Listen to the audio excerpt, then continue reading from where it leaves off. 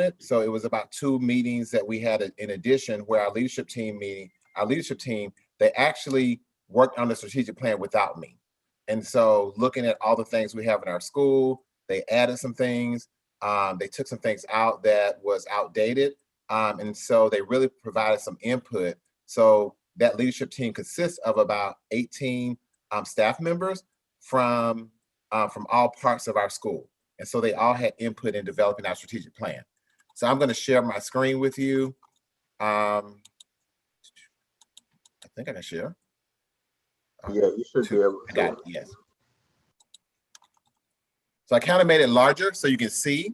But currently, here's our strategic plan. And there are some things that we did keep in our strategic plan, our school priorities. Some of the changes that we made to it reflected as we plan for next year's budget. So within here, within where you see school strategies, you see some of the use of flexibility. It's a big difference than what we had in our previous strategic plan. So in our strategic plan, we included such things as implementing a minimum of 50 hours of engaging and rigorous experience through interdisciplinary units, which relates to IB, our signature program. So we wanted our strategic plan to really reflect IB and our signature program. It also included making sure that at the end of the year, learner profile report cards went out for students that also made sure students had an input into our signature program, which is IB. We also talked about connection teachers implementing the ATL skills, approaches to learning for students in IB. So I think you received a copy of it, but it really embeds a lot of the things that we said that we were going to do by implementing the International Baccalaureate framework within our school. And so you can see that embedded within there. If you look over to the key performance measures, because we are currently under COVID, the team felt that we should have a disclaimer. And so the disclaimer says ELA using 2019 data as a benchmark, and due to the virtual learning environment caused by pandemic, our school would strive to maintain the percentage of full academic year Black students scoring, developing, and above in ELA. And so we did put that using our benchmark score. And so our goal would be 58.3% for Black students. We included all of the subgroups, but throughout the key performance measure, you will see for full academic year. And full academic year are considered those students who have been in our school for 65% of the time of the year. So I think it's only fair that we measure, and that's what the state measure us when they do a state report card off of full academic year students. So before I go down, I'm going to stop here, or do y'all want me to keep going? I actually have a quick question that I probably should have noted before. Is it possible or how do we treat it when kids fall into multiple categories there? So they're hit each time. So a student, so we have subgroups, but let's say Paul Brown is a Black male. Let's say I am economically disadvantaged. Mm-hmm. I'm also a student with a disability. Then my score would hit in all subgroups. So I would actually, when the state pulled the data, I would actually hit in 3 areas. Okay. Does that make sense? Yes. Okay. So our key performance, again, we kept it at the 2 main areas of ELA and mathematics. The team also suggested at the bottom that we strive to increase the subgroup score by 3 percentage points.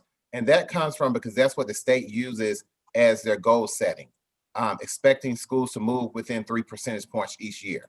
And so that's where that statement comes from. We also included a new software that we are using with students, iExcel, and we are using it within all content as well as in the foreign language of Spanish. So that's on there as well. When you go down to our school priorities for strengthening teacher capacity, we know that because of the pandemic, that we're going to have to think out of the box, and teachers are going to have resources and new training and support to close the gap, especially when those students return to the building who were not as engaged in virtual learning. And so the team recommended a couple of things. One of the biggest things that the team recommended was utilizing a full-time instructional coach for all content areas by the year 2023. So currently we have a ELA and math coach. And so the team felt that we need to move to having someone support science full-time as well as support social studies. And so that was a goal for by 2023 to have an instructional coach to support all content areas as we prepare our kids for high school and we try to close the gap.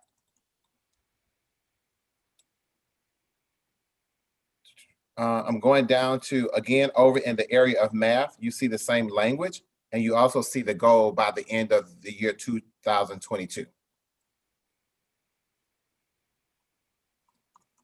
In area number 4, we really talked about the district-wide universal screener, using that to address those students who have holes in their learning, but also using the universal screener data to address those students who are our high achievers. We want to make sure that our program is really centered around moving all groups of students that we have in our school, our strugglers, our students that are on level, and our students that are above level, and using their individual data to help drive the learning. And so that's one of the plans we have in place for next school year.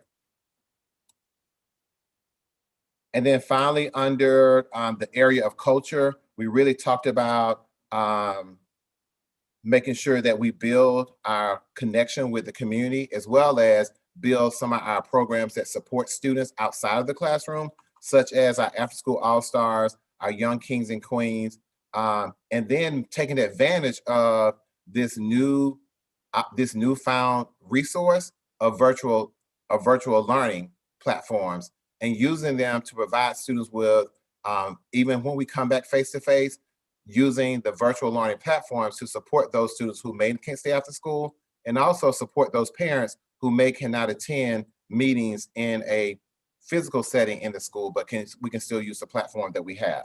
So over on the side, we did put in other objectives. We wanted to implement at least a minimum of 3 interdisciplinary units per grade level by May 22, and this is for next year. That ties us into IB. We also want to make sure 100% of our full academic year students receive a learner profile, which takes us back to our signature program. And then finally, we want to make sure that we enroll at least 50 students in Young Kings and Queens program and 120 students in our After School All-Stars program. So that's the overall gist of our strategic plan, and which will be used to drive the budget.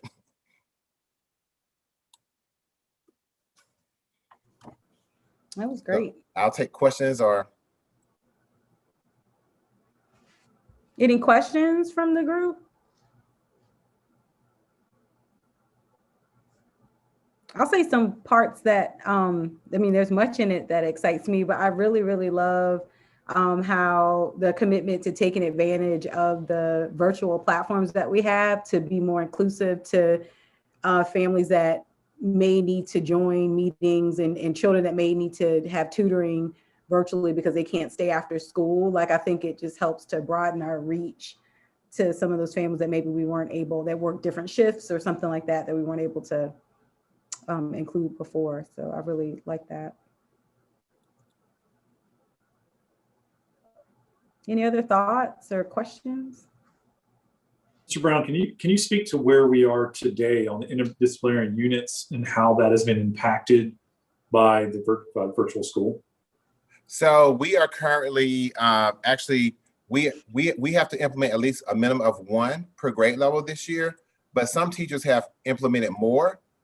We actually have a team of teachers who are working on right now. We have paired ELA and social studies together. They're working on interdisciplinary unit and science and math. So the team has been meeting with our ELA coach, our ELA math and science coach, and our IB coordinator, and they have been planning some more units for students. I've also held meetings with the district because this is something new to APS. I know that there were some other schools that have been IB, like Sun, but we haven't the district hasn't been involved in the conversation of interdisciplinary units. So I've had 3 meetings with our coordinator of math, our coordinator of ELA, our coordinator of science, and our coordinator of social studies. They have been meeting with our team to discuss how do we make our interdisciplinary unit more robust and that we stay within the pacing. I hope that answered your question. But we have been implementing them, yes. So this 3 is 3 in total, based on where we are today, to have 3 everywhere by the end of next school year. Yes. So we're really trying to increase the number of interdisciplinary unit instead of just 1 per grade level. Thank you.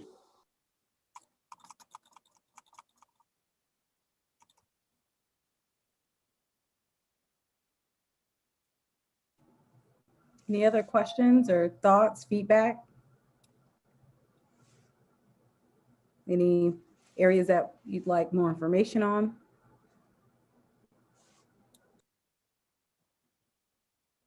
I will say that this, I think that the last time we actually went through this process in big, where everybody was involved was 5 years ago when we started with IB. And so I think it was a great eye opener for members of the leadership team and teachers to be involved in it and seeing what, like all the things that we do, and we couldn't put everything in there, but the most important things that we do to drive instruction at our school.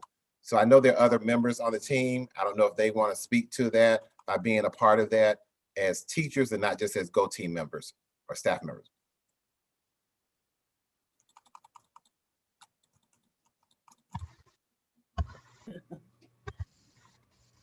I can, Mr. Brown. Actually, I like how the leadership team met 2 weeks ago, and we broke it apart, and each group took a certain part of the plan and how we kind of went through it. I think that was a good idea because we were able to share ideas, discuss it. I think that really worked. That really helped. Just to get input from the leadership team. And I made sure that I was not involved in that conversation so people can kind of like not look for Mr. Brown, but kind of think about our school. So I think that really helped. It did. It did. It really did.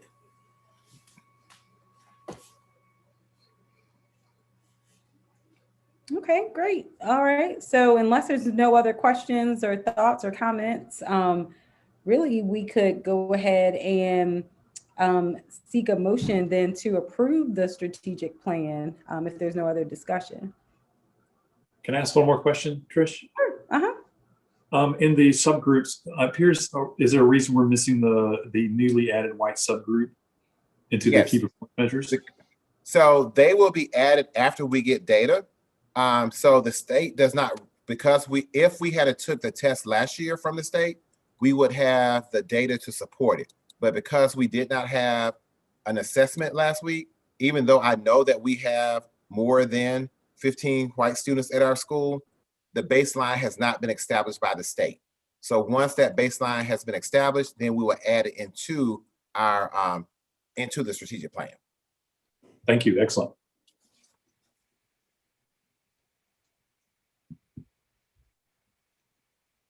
All right, great. Any other questions or comments?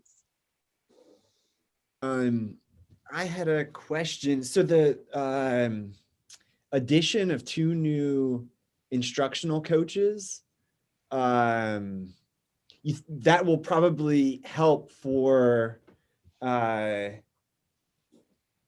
obviously the development of interdisciplinary units too, right? To be able to have one focus on the discipline and then be able to speak to the other disciplines as well.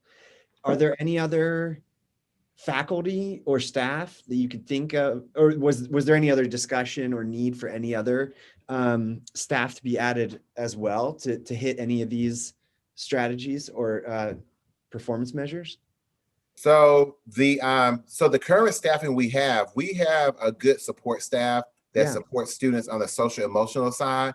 But right now we only have 2 people who are dedicated to supporting the content areas.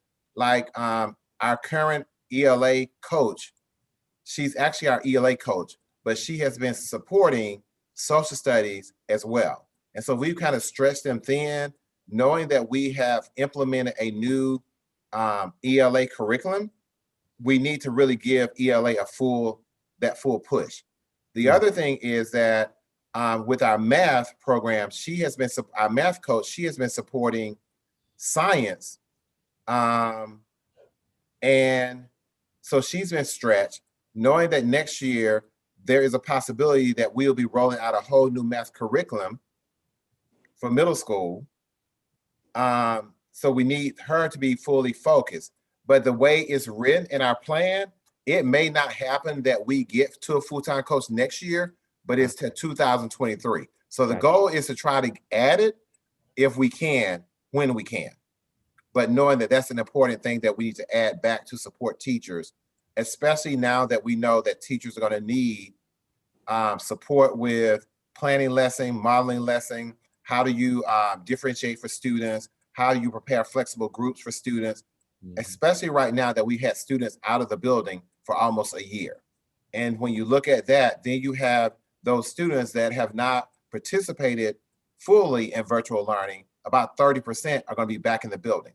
So that's going to put an extra layer of pressure on teachers, and they're going to need that support with coming up with strategies to support students' learning.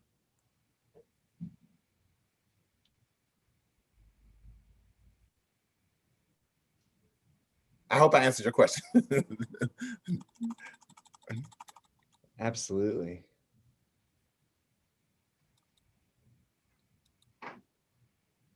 Any other questions, thoughts, comments? I think the team that was put together did a wonderful job on this. You all were the team, it was like two teams, the Go team and the staff. So you all did a great job.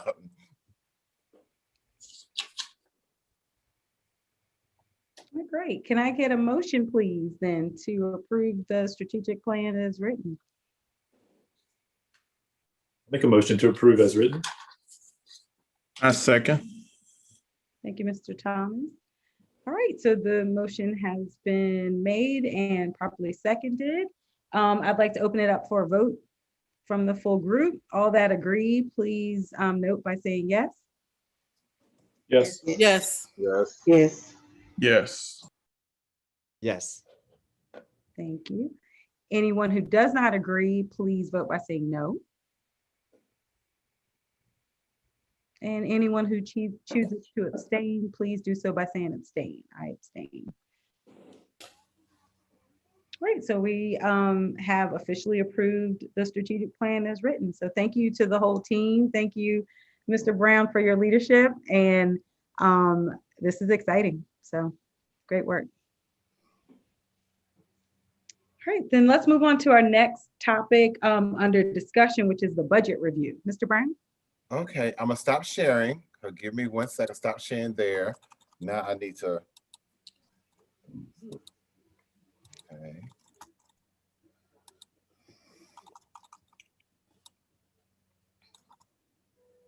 Give me 1 second and I will.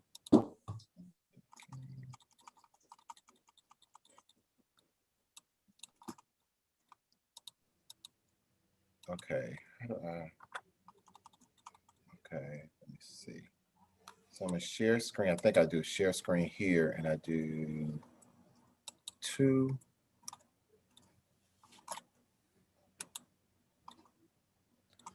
Can you all, let me see if you can see it from. Can you all see it from the beginning now? Now, yes. Yes. Okay, so you see Go Team budget? Developmental process. Okay, Yes. okay. So so this should be a quick, so we received our overall budget for this year. It is a little different than what we received last year.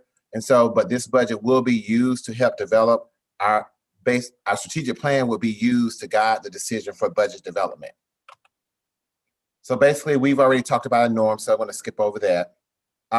We have reviewed our data, which is our strategic plan, and we've developed our strategic plan. And now we have our budget parameters, which is our strategic plan. So I'm going through, which we've already spent some time on. When we go back to our budget, If we look at our overall budget, it is $8,710,000. It is actually less than what we received last year. Last year, we received $9,400,000. The budget is based off a decrease of 22 students. And so, so this current budget is less based off 22 students, less than we did last year. So last year we were at 888. And so this year our budget was built off 886 students. So again, it's kind of sum up that our school is projected to be 866, and that's a conservative amount. And I think that part of that is because of the pandemic and all, but I do know that our budget will be readjusted based off of the first 10-day account. So going back to the way the budget is developed, we received, for 866 students, we received $4,445 per student, which gave us $3,849, a little bit more than that. And then for sixth grade, sixth grade went down because normally our sixth grade is like 309. We're currently projected at 296. And so the sixth grade in the new formula received an additional $39,000. Is that too small, or I can make it larger, I think. Can you all see that number, or? If you can make it a little larger, that'd be great. I think Yeah, it was like that bad part of my eye exam right there. yeah, really? Okay. I'm trying to make it like I can what I can do is email this sheet to you all, because it's in a PowerPoint. It's why it's so small. But if you look at sixth grade, that number is 296 students. It's saying that seventh grade, we're receiving 288, and eighth grade, 282. But under the new formula, we only get additional funds based off our sixth graders, which is $39,000.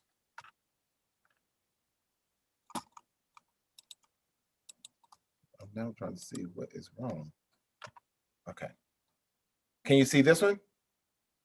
A little better? Okay. Yes. So we received our poverty amount from the district, which was a little more than $1 million. The concentrated poverty amount was 115,000. REP, we received 112,000. Special education, we received an additional 28,000. Gifted, 250,000. ELL, 17,000. Incoming performance, 138. So that came up to $5,900,000. For a signature program, we receive 160,000. Title I, we will be receiving 587,000, and where you see the Title I holdback, that's $88,000. So if we make our enrollment, that money will come back into the school.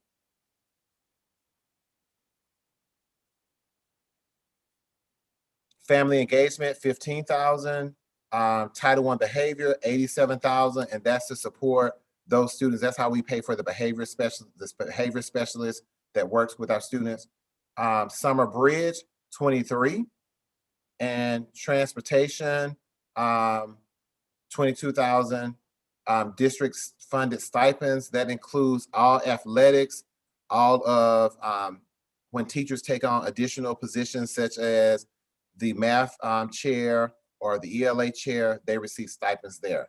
So the total allotment, additional earnings we received was a total of $2,700,000, almost $3 million. So that brings us back to our full, I'm gonna go back to the top.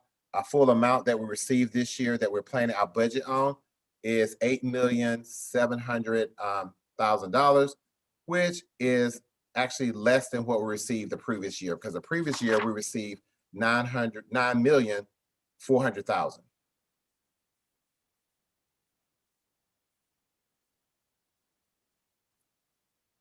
So now that I have approval of the strategic plan, So now it's time for me to work on the budget part of it. And the next steps would be meeting with our superintendent, our area superintendent. We've talked, looking at if we're going to be sharing positions, and then coming back to our Go team in March to get final approval once we go through this whole process. And that's where we are. So questions?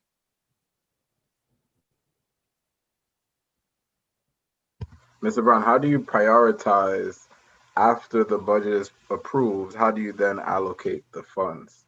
Like, what is top priority and how do you go down the list? So the biggest chunk of the budget goes to personnel. So when you see this $8 million, a large amount of it goes to supporting personnel. So then you have funds that you move to things like paying for, if you go back to our strategic plan, paying for things like iExcel, paying for things like iReady, paying for professional development. Because we're trying to fund a possible additional instructional coach, those funds will be used for those types of priorities. Paying for paper, paying for materials to support, like we just got through purchasing things to help us with the pandemic, such as buying air purifiers for the classrooms. So that's how we kind of prioritize it based on it. Really, the strategic plan is going to drive what we pay for. And that's why I specifically said in the strategic plan, knowing that we possibly cannot fund 2 instructional coaches this year, but we can possibly within 2 years. Does that answer your question, Mr. Mahala? Yes. Okay.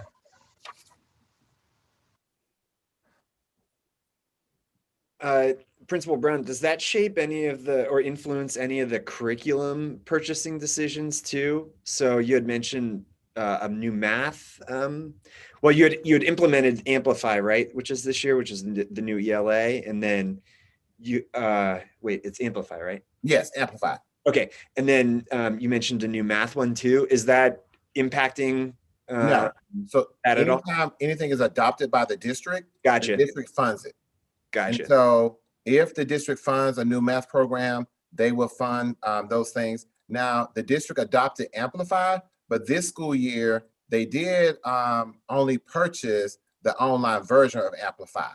So if we wanted to, if we're coming back face-to-face and we wanted kids to have the hardback copy or the journals that come with Amplify or the literature that are the books that come with Amplify, we would have to purchase those out of our budget.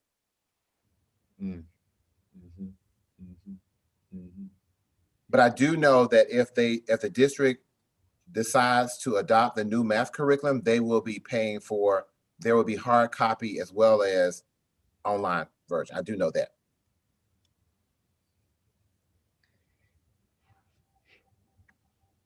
And so to that point also with textbooks as being physical copies, oftentimes curriculum may have like extensions, like I'm looking at the strategic plan, and you want to increase the number of like hands-on manipulatives. So if like if a math curriculum, has the base sort of purchase, and then there's extensions, maybe perhaps with like all these hands-on manipulatives and possibilities, would that come out of the personal or more of the district?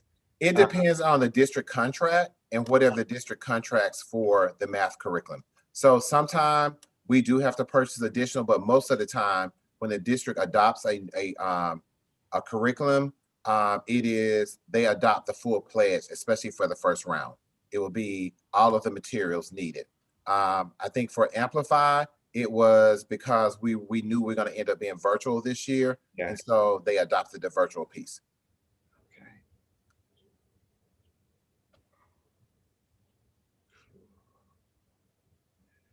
All right, any other questions or comments regarding the budget? And as Principal Brown noted, this isn't something that we would be able to vote on today because he then is going to take what we've approved in the strategic plan and allocate all the details of the budget. Then we'll review in March, you said. Yes. So I will bring back the full budget and say where the money is going, how it's spent, based off our strategic plan. Makes sense. Any other points of discussion or anything to consider before Mr. Brown and his team goes back to do that? Any raises? Anybody want to valley for real quick before? No. All right. I had a process question, if you don't mind. I'm so sorry. Sure. In a similar respect, and of course, Ms. Holland was just mentioning it too, because your leadership team got to spend a little time with the strategic plan, would that process be beneficial in the same respect with some of the budget decisions, or not necessarily personnel decisions, but maybe more of the curriculum purchases or anything like that? Yes. So they do participate in having like things they need to support students. And one of the things that my staff will always tell you is I'm going to ask them, how does that relate back to our strategic plan? And if it connects with our current curriculum, because I know that sometimes teachers may see a great program, but you can't add something to a program if like teachers may see something that's better than Amplify. But if we're using Amplify as our district one, in order for us to get fidelity, we have to implement Amplify fully. And so they do. I will tell them yes, no, but I always try to give them an explanation as to why and making sure that it's tied back to our strategic plan. Yeah. I think they can say vouch for me for that now.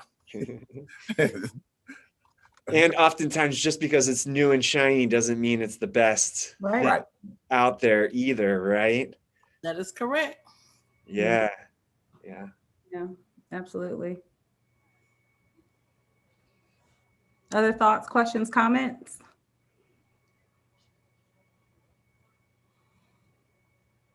Okay, all right. Well, we're looking forward to seeing the next step of the budget, Mr. Brown. Okay. We'll go ahead and move then on to the principal's report. So I think the only thing I have is that we started our first day of school with face-to-face on yesterday. And I was so impressed with the students and the staff. I was very proud of the staff, the way we overplanned. I think they got tired of me talking about it, but and then when we had to delay the 2 hours, I was like, really, y'all, we just do a virtual setting. But then I was glad that we did the 2 hours, because when the kids came in, we were projected to have 253 students to come in on the first day. We had 112 students come in, but having that 2 hour delay, I think it helped the teachers mentally have some extra time to get ready. But then when they got here, by having 112 students, I think it lowered the anxiety. I know it lowered it for me, but it lowered the anxiety. And I think our teachers see now that this is possible and we can do this. And so I think that was the biggest thing. The kids, I walked every classroom, and when I was talking to the kids, there were kids that were just like so excited. And I said, I apologize that it has to look like this, where you got your mask on, you got a desk guard up. And I remember one student saying to me, Mr. Brown, I'm just glad to be out the house. And so, so there were kids that were just excited just to see other kids. And then there were the few, you can tell their parents like, you got to go to school. But it was just a nice day yesterday. And so I attribute that to the hard work of the teachers and the team. I also contribute that to our parents who really talked to their kids. We didn't have any behavior concerns. Kids were staying social distance. They were wearing their masks. They would just have to be at school. And so it was just a great day. And we're looking forward to another great day tomorrow. So I'll leave it to the team if they want to add anything to this, or. I mean, you said it perfectly, Mr. Brown. I even made a joke with you yesterday. I said, "Oh, bring more kids," you know? Yeah, you did. And I said, not right now. But yeah, it definitely went very smoothly. And when our meeting today with the assistant principal, I said I love the fluidity of it all because it just seemed to flow so well. And like Ms. Brown said, I think we just over prepared, so it did go well.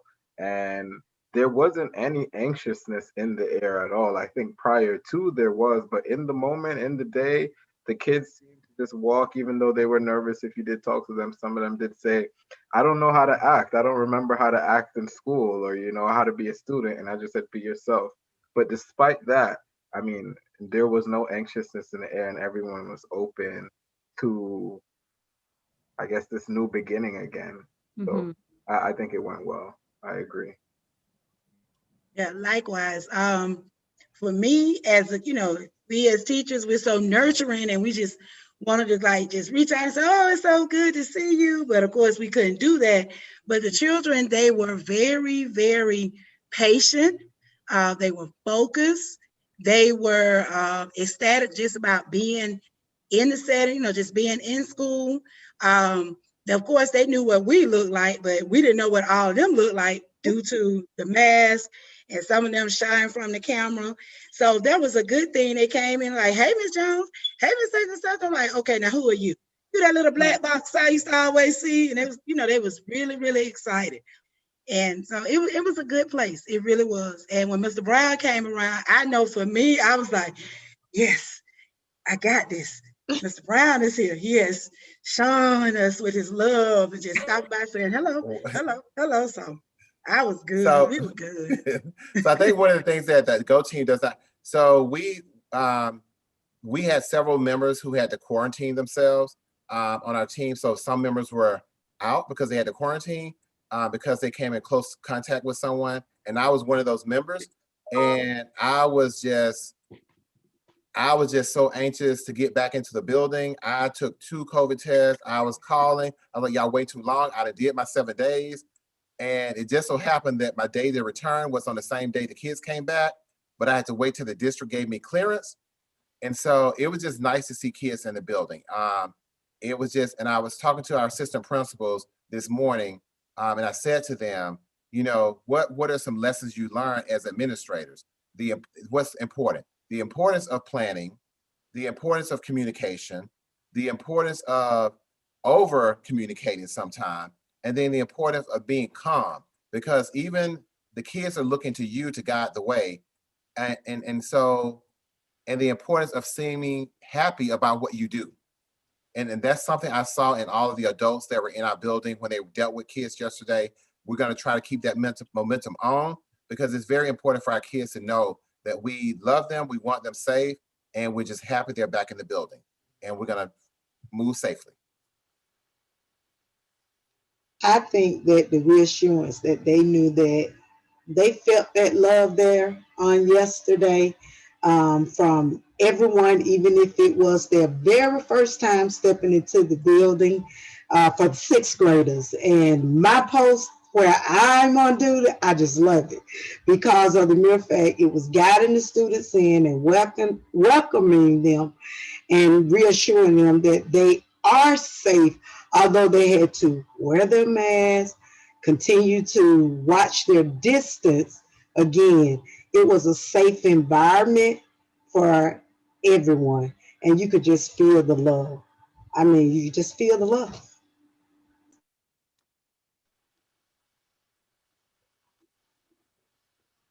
Mr. Brown, might it be possible to, because I was curious of how the delay affected the total people that showed up. It would be nice maybe if we could hear how that might change as we move forward the next few days. Okay, what's your question? What may change? Well, if more kids will show up, I was Okay, yeah. I'm pretty delay, sure that we'll have more kids tomorrow. So teachers have been calling parents. I do know some kids are coming tomorrow that didn't come because of the delay and because of the weather. And so I think that the number that we had kind of gave us an opportunity to test our current plan out and make sure that we're ready, and where we need to adjust, we were able to adjust. But I'm pretty sure that we'll receive students. And what I can do is I can give an update to you all in an email of like if the enrollment each day. Thank you.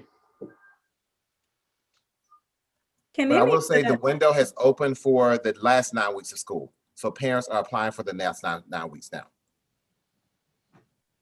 Great. Yeah, I saw that go out.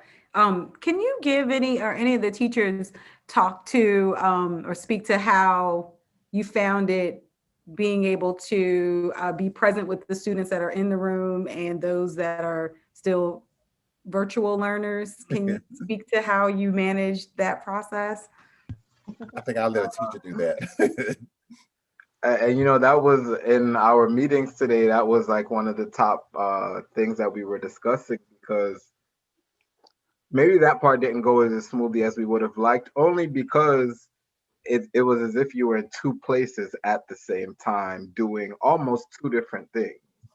So there were times that, even the students were also trying to be at two places at the same time. So they're answering questions in person, but then it's like, guys, you have to unmute yourself so your classmates can hear you, and then there was the time where it's like, okay, guys, now it's time for you to wipe down your desks. So here's your, take the instruments, but hey, guys at home, you're not actually cleaning anything. So I have to figure out now some extra credit assignment or some work for you to do so that you're not, just wasting time or you don't have anything to do. So tomorrow, the plan is to have something implemented there with that extra time and to kind of have everyone focus online, right? And not be in person too much, if that makes any sense. But that's my plan for my team and how we're going to try to work it out. I found that the students who had headphones, there was not any problem because they were able to not really hear me. They were able to hear me on screen as opposed to in the class. So that worked a little better. And I have to agree with Mr. Mulholland that just the kind of the logistics behind getting everything together, the movement. 8th grade, we didn't have that many students. So tomorrow and the next day, we're gonna really see how everything moves. But it went very well. And the good thing about our team that we have support, our paras. Our para helps with the cleaning and help guiding the students from place to place. So that really works very well. So, but just the students with the headphones, it works a little better. And it's easier to see because I had a student in class when we were on iExcel, they weren't on iExcel. So it was easier, like, what are you doing? Oh, you should definitely be on iExcel because I see you and you're in here now. So you're not. So it was good though. It was a good day. I was pleasantly surprised. It took away a lot of anxiety and we were able to kind of, in our minds, see how everything works. So it was a good day yesterday. Well, for me, I did go back to my band days. Perfect practice makes perfect. Like one of my colleagues shared and Mr. Brown reiterated. I did a dry run last week with my timing.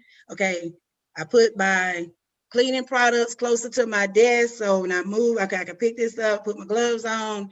And I used my LED board. And I too ran it too. And it was so funny. We just laughed. And one baby in the room, she was she was just telling all the answers, just saying all the answers. I was like, baby, you gotta unmute so the rest of the class can hear you. And those who were at home, of course, they were on the LED board as well as their computers.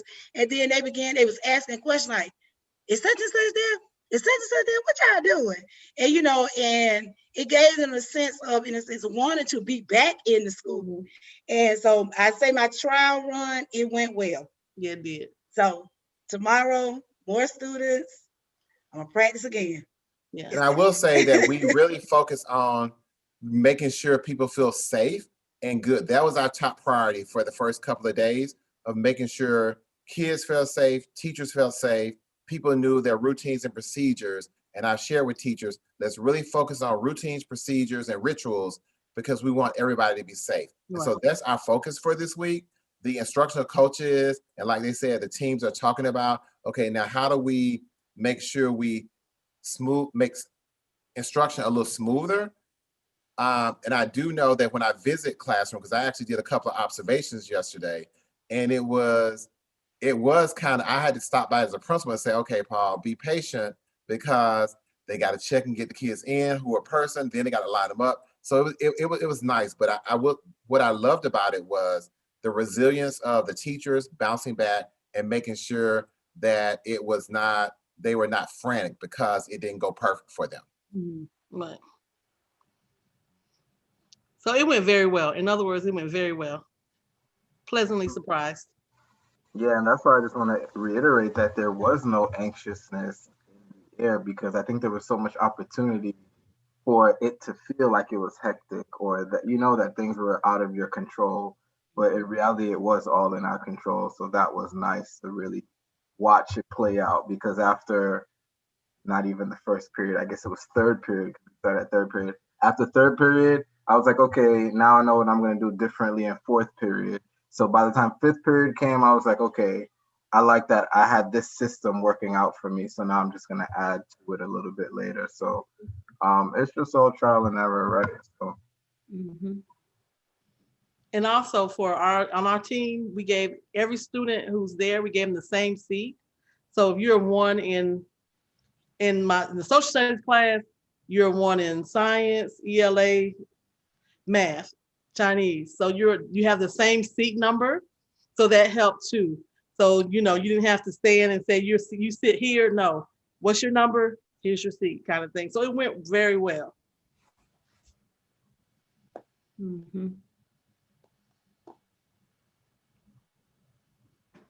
But we as parents, whether our child is with you or still with you but virtually, we thank you very, very much. We appreciate you. And just let everybody know that. Thank you, Mr. Carty. Thank you. Thank you, Mr. Carty. And I take my hat off to everyone involved with in-person instruction.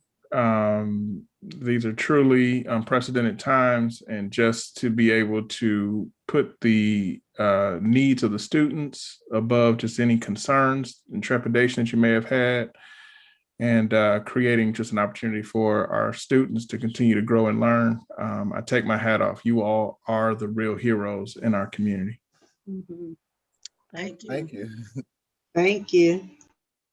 Hopefully our state leaders continue to move towards recognizing the importance that you play and honoring that sacrifice that you're doing that Mr. Thomas was just talking about, and getting you as safe as possible. That is for sure. Like little things that like Miss Holland was finding out, that maybe with the headphones, and then, you know, Mr. Mulholland was finding out, like if I did this little system, I'm sure that you have pretty good lines of communication with each other, like little tips, like try this, try that. Is there like something that they can, where Miss Holland, where students just like bring in their own headphones, or Now, we actually have things headphones like, things for like students. that? So Yeah. we have headphones for students. So for those who need them, we'll do a double check, because we did pass our headphones. We also purchased amplifiers for teachers. So we have a lot. And I will have to say, Atlanta Public School gave us funds to support implementation of, you know, buying materials to support learning. So what we don't have, we do have additional funds that we can purchase things with, and we will continue to do so. So I will say that's the one thing I'm very proud from the district, is that they did give us funds to support that as well. Mr. Brown, how did you feel lunchtime went? Or how was that? It was smooth. I mean, the kids ate in the classroom, the assistant principals managed that. And so I did find out, I was talking to a friend who's assistant principal in another district, and their kids actually eat in the cafeteria. And so, but I know our district is asking us to keep kids in the classroom right now. So, but it was fine. The kids I walked by the classroom, they were eating lunch, that some teachers had music playing for them. The kids had their desk shields up. They were nice. I mean, I know it's the honeymoon stage right now, so, but I'm gonna take advantage of the honeymoon. But the kids were fine. Great. You know, I think, you know, after the honeymoon phase, you just get into this is our way of doing business kind of phase. So I think it still continues to just progress and get even better and easier. But I do want to ditto just thank you so much for the dedication to making sure that these children are getting what they need. And I know it's a difficult decision sometimes to make. You have your own families and you have your own thoughts about, you have to worry about your own health, and you're making this sacrifice. So thank you so much just for that. Thank you. Awesome. Any other questions, thoughts, anything else, Mr. Brown, on the principal's report side? No, that's all for now. I think we covered everything. Okay. Oh, Miss Jones, did you put a heart up? That's cute. I don't think I saw the heart I before. did. That's cute. All right. So then we'll keep it going on this. Oh, when did emojis start happening with Zoom? Do I need to there's a whole reactions thing that's no longer I just figured it out too. Okay, great. It's not just my brown thumb and no, brown I just figured that out myself. Okay. Moving on then to announcements. Any announcements to share with the group? No, the only announcement is right now, parents will have access to the student's progress report online, and we're going to mail out the 9-week report card. And so that phone call is going out, that parents will have access to the progress report, the 4.5 progress report, starting Friday. Great. Thank you for that. Any other announcements to share? No? Okay. All right. I don't believe that we've had anyone sign up or join us for public comment, but I do want to give a little bit of space just in case we don't see anyone. And there's no comments on the YouTube, I'm assuming, from anyone. Okay. All right. Great. Okay. Well, we are coming to the close of our meeting, but before we do that, I do want to just make sure that we have covered everything that we need to cover, and see if there's any other questions, comments, discussion before we do that. One last thing, I'm sure everyone got the email from the district around some of the resources for the Go teams around the Georgia legislative session that is occurring now, and some pointers. Just to I forget her name, I'm sorry, but there's a YouTube video that's from a Zoom talk the other night that was held. I couldn't join. I don't know if anyone else was able to join, but pretty informative around some of the policies that are coming before the state legislature. If anyone's interested in following some of that, there's a very two that involve like school vouchers and things that would definitely impact APS in a pretty strong way. So I recommend following that email, looking at some of the talking points, watching the Zoom video with her. I'm so sorry. I can't believe I'm forgetting the name, but she's been with the district for quite some time. Very informative. Does that make sense? Did everyone get that email also? I wasn't okay. All right. Thanks, Dr. Hackett. Any other comments before we close? All right, if not, may I have a motion, please, to adjourn? I'll make that motion to adjourn. There you go, Mr. Carty. I second it. Thank you there, Mr. Thomas. All right, so our meeting is adjourned at 6:02. Everyone have a fabulous evening. Thank you, teachers and principal. Thank you, parents. Thank you, community members. All Erica right. Long was the name. Erica Long. Erica Long. Okay. Yeah, all right, great. Thank you for that. So our next Go Team meeting is March 18th.